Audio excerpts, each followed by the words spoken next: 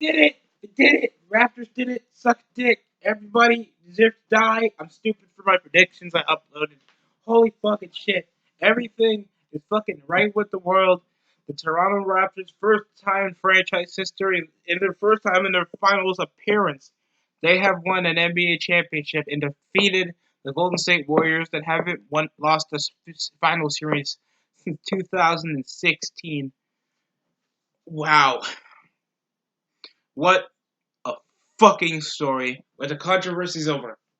Kawhi Leonard and his little injury scuffle, then his signing to maybe the Los Angeles Lakers or somewhere in the Eastern Conference, or in the way like he's willing to even join the fucking team with LeBron James. We thought Kawhi Leonard would be a big pussy until the big trade happened, where he had to go with a team that he's not used to, like Toronto, until they got rid of Dwayne Casey for Nick Nurse. And how they have shockingly the best squad in the NBA now, thanks they won the championship. Shocked the entire world after beating the 76ers with Kawhi Leonard's, little shocker bouncing jumper where he bounced from the rim like twice before getting in, and then decimating the Warriors because Kevin Durant wasn't there. Klay Thompson was out with an injury. Nearly the same circumstances that the Cleveland Cavaliers took it to Game 7. A lot of controversial stuff, a lot of texts, a lot of feelings, a lot of injuries involving some players most of the time. But it's good. The Warriors lost, and that's something that rarely happens. Thanks, they defeated the Cavaliers in the first series and beat them 3-2 straight times. And then a new opponent occurred when it was the Toronto Raptors, where it was a different setting. Toronto's a more hostile area for any sort of sport. Don't take it from me. Take it from NHL fans. You go to a Maple Leafs game, you're scared as shit if you're the opposing fan. Then Toronto, and especially the hostile territory, the way they'll even cheer as loud as they can when Fred VanVleet gets a 3. It was crazy. This was maybe my favorite finals to watch. Just off like the pure suspense of like I feel like the Raptors aren't gonna win it, even though like they lose their premier versatile player from Kevin Durant that only like dropped like 11 points in 12 minutes before he even got hurt and suffered a more further injury. Sad on Kevin Durant, even though like we know that we don't fuck with the guy since the OKC shit, but nobody wants to see a basketball player like not play a sport for a majority of the year, especially when it's their fucking occupation. The same thing with John Wall. He has the same circumstances, but at least the Wizards, we knew they weren't going to make it to the playoffs, especially with the squad they mixed up, and somehow most of them are gone. With like fucking Austin Rivers going to the Rockets, Dwight Howard's transgender relationship circumstances, and literally the best player is Bradley Beal. So we know how that was going to work out for the fucking Wizards.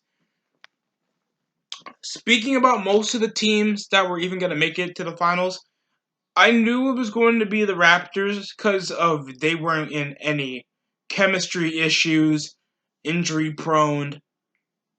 Literally, that was it. I knew the Raptors were going to make it. I thought it would be the Sixers, except they got rid of majority of their depth. And they weren't on decisive finishes, thanks they don't have any closers. So easily that the Raptors just took the series by 7. And then the Raptors defeat the Warriors in 6. It's a feel-good of story from like most of the players coming from like undrafted territory. The only person to be like in the first round was Kyle Lowry, but he was drafted by the Grizzlies. We know like Kawhi Leonard is still like a bona fide stud and maybe one of the greatest defensive and offensive players in the league. And now he's a 2-time NBA champion. Wow, this was an interesting playoffs. This was a really fun playoffs in my opinion. I think one of the best series came out of the Raptors and Sixers. Because congratulations to the Toronto Raptors.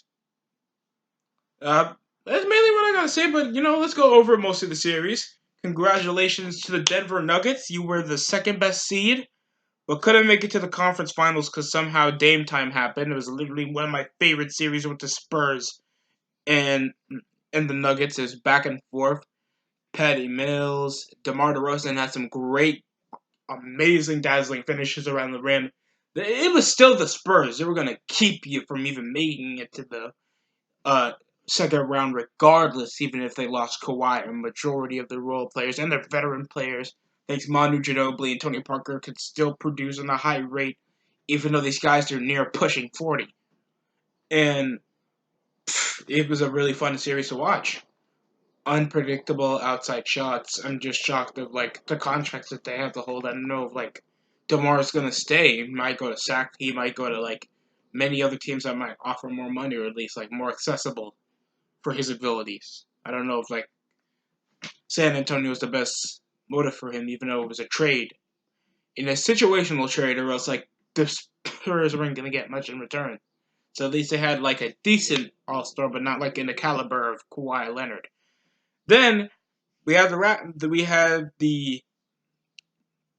their opponents for the second round, the Portland Trail Blazers. They lost Enes Kanter late in this regular season, so we thought, oh, they're gonna get a loss. Except we know it's the OKC.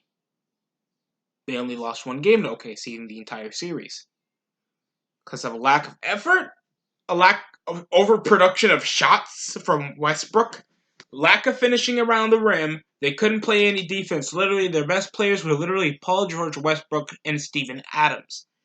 And that's not me knocking over the Thunder team. I like the Thunder. I think they have a decent fan base, and I think if in a few years they could be contending players. But fucking Christ. This was a piss poor series to watch. Just Lillard and Enes Kanter and fucking CJ McCollum run circles around the Thunder without even breaking a fucking sweat. And then fucking goddamn Damian Lillard just dropping a cold shot on them at the end of the buzzer to fucking break the tie. What a scary ass series. Then it was the Utah Jazz losing in 5 against the Houston Rockets. We know that the Houston Rockets weren't going to go far, especially in the conference finals, and plus they had a falling off from the opening season, the opening few games, the first month. I did a complaint on this early into the year. Didn't get much of a reception, but at least it was a double digits in viewership over my complaints about Carmelo Anthony, and I think it worked in the point of Melo's. I know it didn't get that much views. I'm just saying that my prediction was correct that Carmelo Anthony wasn't going to stay long into the Houston Rockets organization, especially in the way he was playing, how piss poor. He's not even a 3-and-D shooter. He's not even a spot up shooter. He just goes around and makes the possession feel like it's his own world, where you should work with the team you're given. At least in OKC, you were sort of a spot up shooter and a bit of a playmaker, but your form was so fucking forced and could barely get any good offensive shots up that it made everybody else feel like shit. Even made Westbrook feel terrible. And Westbrook's fucking crazy athletic and can make the game fast paced. Donovan Mitchell obviously was in this series. I think his production value just came off of him trying to chuck threes up and trying to aggressively finish down the basket while Capella and Harden just did what they did best. Spot a three, aggressive grab rebounds, Paul up the plays. I think they also got Marquise Chris. It was just poor production that a guy like Joe Ingles only dropped 3 points. One of my favorite 3D players, Joe Ingles, dropped 3 points. Donovan Mitchell only got 19. And he was fucking what? 7 of 18. That's pathetic. Jay Crowder, they even returned former Utah Jazz Kyle Korver for outside shooting, so that wouldn't even do much. It can only pinch the Rockets to only get them to 5 games. So this was a really disappointing series to me. Thanks, I like Donovan Mitchell, and I want Donovan Mitchell to succeed in the NBA. Next up was currently the most shocking series because everybody knew that the Warriors were going to be as dominant as they were thanks they got rid of Nelson Jerebko, Nick Young, Andre Iguodala's getting older. They literally gave like an an inconsistent, injury-prone big man out of DeMarcus Cousins. Kevin Durant suffered an injury later in the playoffs that literally costed him like a majority of the NBA Finals. They were lucky that they had the Trail Blazers and they dealt it with the Blazers before, so that was nothing big. And they had no KD there. Just like bigger competition that they're not used to, like the Raptors and the Los Angeles Clippers. Teams like that's going to give them a run for their money. Or the Houston Rockets that they know they can't deal with in a comfortable setting at times. This was a really disappointing series for me because I was expecting like, oh, let's see what the Warriors could do and blow them out. No! Montrezl Harrell was grabbing rebounds like no one's business. Lou Williams playing like he's an all-star for some apparent reason. For the last few years, he's about to win like Sixth Man of the Year yet again. Shai Gilgeous-Alexander is quite a productive point guard. I like him. And they were doing this with no superstars. They even got rid of Tobias Harris and Boban Marjanovic. And somehow they still made it to 8th seed and pushed the first seed to 6 games. It would be the first time first seeded team gets stomped out in the playoffs since the Mavericks in 07 losing to the Golden State Warriors, ironically. But this was a decent series. I think Dario Gallinari is like one of the most underrated players. Next to Lou Williams, I think people know how cold Lou Williams is, but they know he's not like all-star caliber. And that's a sad thing. This was a really fun series to watch because we thought that the Clippers would do the unthinkable and we were actually going to have a champion. No matter if it was Eastern or Western, we were going to have a new champion. That must have been the Trailblazers because they were hot and beating two teams that were spoken to be like the more noticeable contenders. Thanks, like the Rockets were late into the series because they pushed it back. Thanks, Harden went to that huge scoring trifecta. Like he kept scoring like no one's business. Like he went 5-6 straight games with dropping 40. Damian Lillard and McCollum still were the best combo team in the league, but they lost to Nurkic and they still produced well with like Rodney Hood they recently signed, and then I think Rodney Hood and Enes Kanter. Evan Turner was still the best 3-and-D defender. It was just really shocking to see like a lot of this go down. And then we had the Nuggets that were the premier favorites since they were a young team, and Nikola Jokic was proving to be one of the best big men in the NBA. With Jamal Murray that people are pissed that he didn't make it to the All-Star game. And me too. I was pissed off because I know how great Jamal Murray is. So this sparked all the way to the Western Conference Finals that we haven't seen the Trailblazers in since like fucking 1999, I think, or 2000. This was shit. This was shit. I can't blame you. I can't blame anybody who didn't want to watch this series. Because you knew that the Blazers were going to lose, but you wanted at least 7 games to prove that the Blazers at least improved in the last few seasons that they played the Warriors. And the last time they played the Warriors was like in the first round back of like 2016 to 17, I think, when like they didn't have the Nike uniforms. And the Warriors had KD for the first time. And let me tell you, son, I have seen a lot of blowouts. They had no KD. How the fuck were you still chucking threes out there and barely could defend fucking Kevin Looney and Draymond Green? That should be like the easiest defensive efforts ever. Draymond Green dropped 20 on their heads before. Andre Iguodala somehow got 5 boards. And as well as McCollum and Lillard work together, Maurice Harkless can barely provide much. Leonard shouldn't be on the team still. Enes Kanter and literally Lillard. Seth Curry, that's literally been a vocal point in the series, just to see brother versus brother in the championship game, and it was lackluster. Rodney Hood, I think, was injured later. And it just came up to like a blowout, 4-game blowout with like Lillard and McCollum, getting some good 20-point and 30-point games. But anything else, they can't make shots consistently, especially with still like good defensive players in the Warriors team. And then we got the Eastern Conference.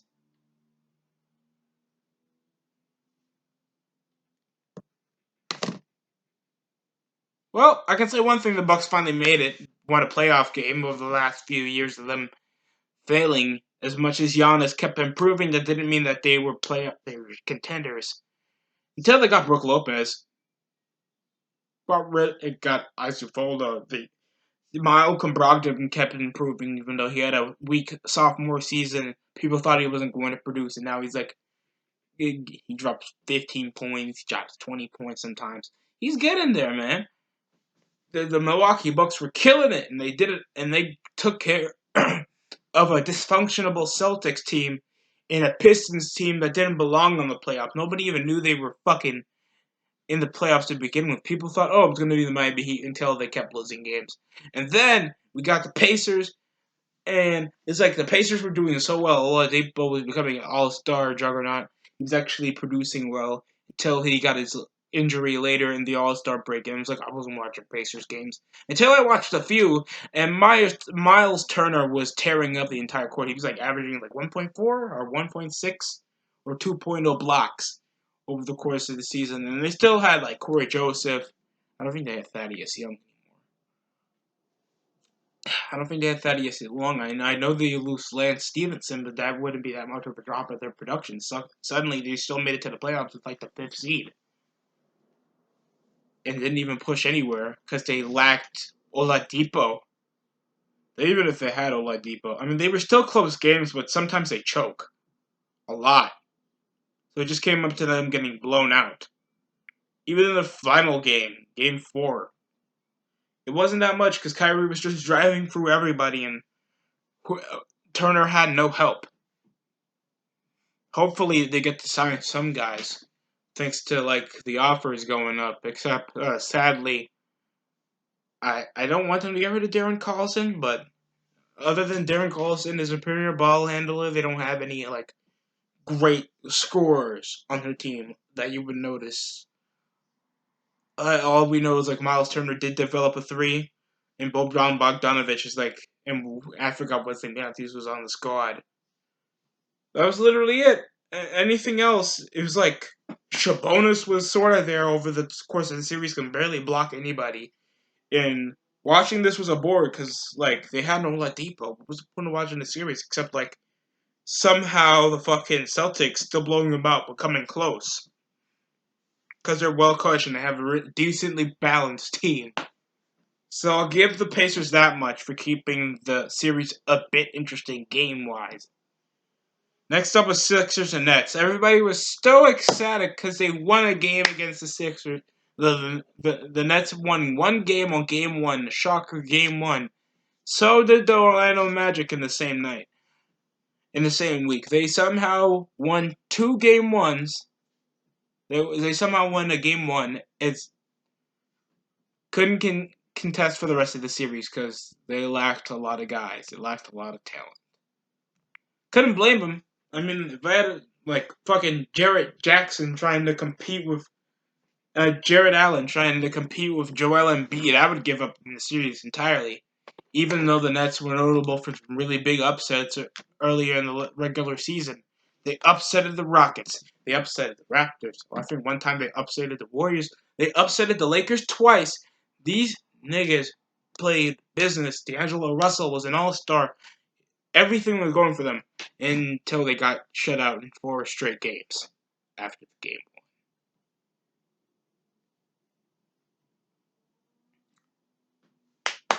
Nets made the playoffs since like 2015, so I'll give them a pass. I mean, they have a lot of stuff going for them. They might get Kyrie in the regular season, in the off season, thanks the finals are over. They might finally like pick up because they have enough to get max contracts after the D'Angelo Russell trade, and I don't know where Russell's gonna go. So a lot of positives here for the Nets. They finally made it to a playoff series, won a game. They didn't win the series. They won a game in the series.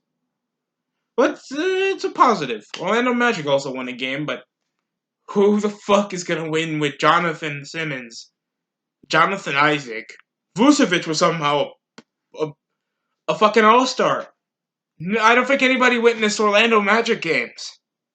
This is what we missed over Lou Williams? Were we that shit in big men in the Eastern Conference, or at least in the NBA, that we couldn't get Miles Turner as an all-star? We got fucking Nikola Vucevic, and Aaron Gordon wasn't even like featured in the dunk contest. So anything else featuring like the Orlando Magic, they were at least like well organized. Like they kept the 76ers off guard until they figured out their scheme and beat. The Raptors figured out a bit of their scheme and beat the shit out of them. Just completely beat the shit out of them. It wasn't even competition.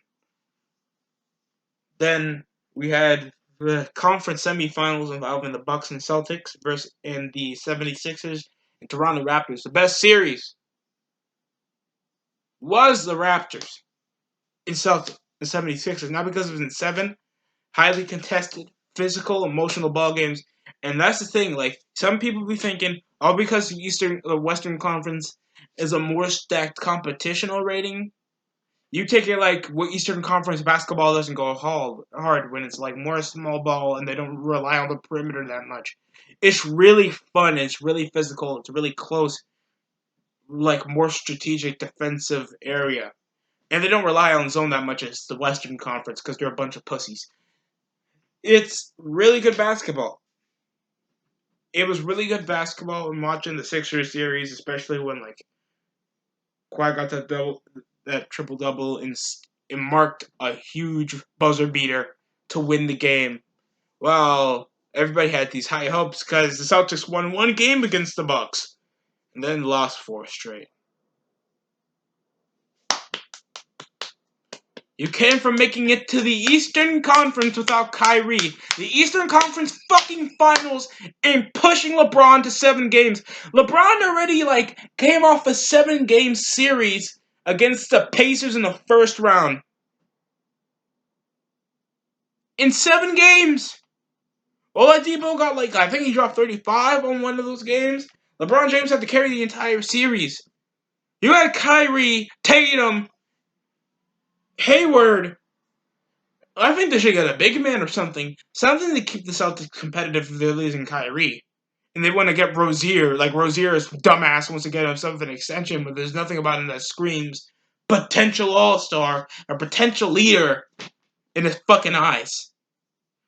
When we see him when he is in the big stage, when he faced LeBron, he got blocked. He even got blocked for a fucking dunk. Kyrie pushed too much time trying to dribble out and drive out the paint. Literally me on 2K. My career. And super inconsistent with his jump shot. Same thing with Jason Tatum. This pissed me off this series because I was suspecting at least 6 games. They only pushed 5. Somehow that's all the Celtics had. They half-assed the basketball game. So Milwaukee Bucks literally made it because the Celtics underachieved and Kyrie doesn't give a fuck. So this was a fun series, I guess.